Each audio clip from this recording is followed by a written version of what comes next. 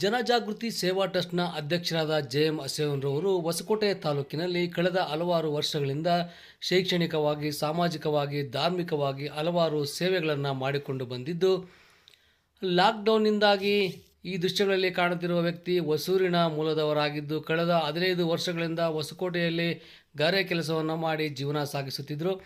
ಈಗ ಲಾಕ್ಡೌನ್ ಆಗಿ ಕೆಲಸವಿಲ್ಲದೆ ಬಸ್ ಸ್ಟ್ಯಾಂಡ್ಗಳಲ್ಲಿ, ದೇವಸ್ಥಾನಗಳ ಮುಂಭಾಗದಲ್ಲಿ ಮಲಗಿ ಚಿಂದಿ ಆಯುತ್ತಾ ಒಪ್ಪತ್ತಿನ ಊಟಕ್ಕೆ ಪರದಾಡುತ್ತಿದ್ದರು. ಇದನ್ನು ಮನಗಂಡ ಜನಜಾಗೃತಿ ಸೇವಾ ಟ್ರಸ್ಟ್ನ ಅಧ್ಯಕ್ಷರಾದ ಜೆ.ಎಂ. ಅಸೇನ್ರವರು ಇವರಿಗೆ 2 ಜೊತೆ ಬಟ್ಟೆ ನೀಡಿ ಊಟ ನೀಡುವ ಮುಖಾಂತರವಾಗಿ ಮಾನವೀಯತೆಯನ್ನು ಮೆರೆದಿದ್ದಾರೆ. ಇಂತಹ 10 ವ್ಯಕ್ತಿಗಳಿಗೆ ಜನಜಾಗೃತಿ ಸೇವಾ ಟ್ರಸ್ಟ್ನ ಅಧ್ಯಕ್ಷರಾದ ಅಸೇನ್ರವರು ನೆರವಿನ ಹಸ್ತವನ್ನು ಚಾಚಿದ್ದಾರೆ. ಇದೊಬ್ಬರ ಕಥೆಯಾದರೆ, ಈ ದೃಶ್ಯದಲ್ಲಿ ಕಾಣುತ್ತಿರುವ ಒಬ್ಬ ಬುದ್ಧಿಮಾಂದ್ಯ ಅರೆ ಹುಚ್ಚನಾಗಿ ಅಲ್ಲಲ್ಲಿ ತಿರುಗಾಡುತ್ತಾ ಅಂಗಡಿ ಮುಂಭಾಗಗಳಲ್ಲಿ, ಬಸ್ ಸ್ಟ್ಯಾಂಡ್ಗಳಲ್ಲಿ ಮಲಗಿ ಅವರಿವರು ಕೊಟ್ಟ ಊಟವನ್ನು ತಿನ್ನುತ್ತಿದ್ದು, ಕೈಯಲ್ಲಿ ಒಂದು ಗಾಯವನ್ನು ಮಾಡಿಕೊಂಡು ಬಟ್ಟೆಗಳೆಲ್ಲ ಗಲೀಜಾಗಿ ಗಬ್ಬೆದ್ದು ನಾರುತ್ತಿದ್ದ.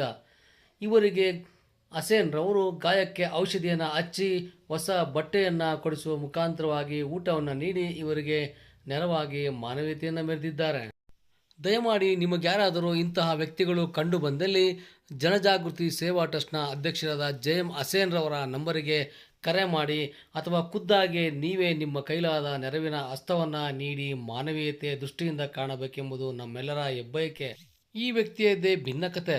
ಇವರಿಗೂ ಯಾರೂ ಇಲ್ಲದೆ ಒಬ್ಬಂಟಿಯಾಗಿದ್ದು ಅವರಿವರು ನೀಡುವ ಊಟ ಬಟ್ಟೆಯನ್ನು ತಿಂದು ಬಸ್ ಸ್ಟ್ಯಾಂಡ್ಗಳಲ್ಲಿ ಅಲ್ಲಿ ಇಲ್ಲಿ ಮಲಗಿ ಜೀವನ ಕಳೆಯುತ್ತಿದ್ದು, ಇವರಿಗೂ ಸಹ ಜನಜಾಗೃತಿ ಸೇವಾ ಟ್ರಸ್ಟ್ನ ಅಧ್ಯಕ್ಷರಾದ ಅಸೇನ್ರವರು ಊಟ ನೀರನ್ನು ನೀಡುವ ಮುಖಾಂತರವಾಗಿ ಮಾನವೀಯತೆಯನ್ನು ಮೆರೆದಿದ್ದಾರೆ.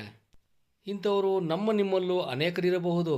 ದಯಮಾಡಿ ನಿಮ್ಮ ಕಣ್ಣಿಗೆ ಕಂಡು ಬಂದರೆ ಜನಜಾಗೃತಿ ಸೇವಾ ಟ್ರಸ್ಟ್ನ ಅಧ್ಯಕ್ಷರಾದ ಜೆ.ಎಂ. ಅಸೇನ್ರವರನ್ನ ಸಂಪರ್ಕ ಮಾಡಿ ಅಥವಾ ನಿಮ್ಮ ಕೈಲಾದ ನೆರವನ್ನು ನೀಡಬೇಕಾಗಿ ತಮ್ಮಲ್ಲಿ ಕಳಕಳಿಯ ಮನವಿಯನ್ನು ಮಾಡುತ್ತೇವೆ.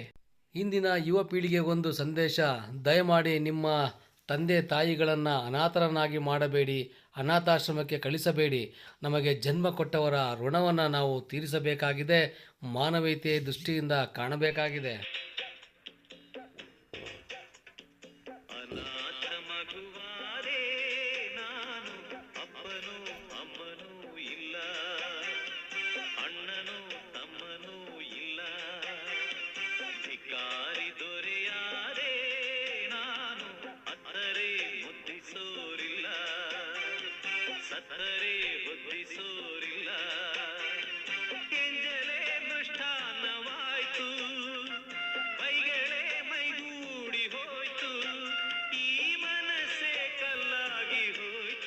ನಾನು ಜನಜಾಗೃತಿ ಸೇವಾ ಟ್ರಸ್ಟ್ ಅಧ್ಯಕ್ಷರು ಜೆ.ಎಂ. ಅಸೇನು.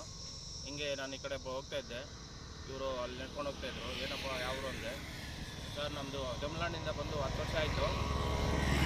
ನಾನು ಇನ್ನೂ ಗಾರೆ ಕೆಲಸ ಮಾಡ್ಕೊಂಡು ಜೀವನ ಮಾಡ್ಕೊಳ್ತಾ ಇದ್ದೆ. ಈ ಲಾಕ್ಡೌನ್ ಆಗಿದ್ದರಿಂದ ಕಷ್ಟ ಆಗ್ಬಿಟ್ಟಿದೆ. ಕೂಲಿಗೂ ಹೋದರೆ ಕೂಲಿನೂ ಸಿಗ್ತಾ ಇಲ್ಲ, ಊಟನೂ ಸಿಗ್ತಾ ಇಲ್ಲ, ಹಿಂಗೆ ಕಷ್ಟ ಆಗ್ಬಿಟ್ಟಿದೆ ಅಂದರು. ಆಮೇಲೆ ಊಟ ಬೇಕು ಅಂದರು. ಹೋಗ್ಬಿಟ್ಟು ಊಟ ತೊಗೊಂಡು 1-2 ಜೊತೆ ಬಟ್ಟೆ ತೊಗೊಂಡು ಬಂದು ಕೊಟ್ಟೆ. ಪಾಪ ಅವರು ಜಾಸ್ತಿ ಜನ ಇದ್ದಾರೆ. ಇವರು ಅಲ್ಲಿ ಇಲ್ಲಿ ಮಲ್ಕೊಂಡು ದೇವಸ್ಥಾನ ಹತ್ರ ಎಲ್ಲಿ ಸಿಕ್ಕರೆ ಅಲ್ಲಿ ಮಲ್ಕೊಂಡು ಯಾರನ್ನ ಸ್ವಲ್ಪ ಊಟ ಕೊಟ್ಟರೆ ಊಟ ತಿನ್ಕೊಂಡು ಜೀವನ ಮಾಡ್ತವ್ರೆ. ಇಂಥವ್ರು ಅಕ್ಕಪಕ್ಕ ನಿಮ್ಗೆ ಯಾರನ್ನ ಕಾಣಿದ್ರೆ ಹೆಲ್ಪ್ ಮಾಡಿರಿ ಅಂತ ನಾನು ಕೇಳ್ಕೊಳೋದು ನಮ್ಮ ಜನಜಾಗೃತಿ ಸೇವಾ ಟ್ರಸ್ಟ್ ಕಡೆಯಿಂದ ಕೇಳ್ಕೊಳೋದು.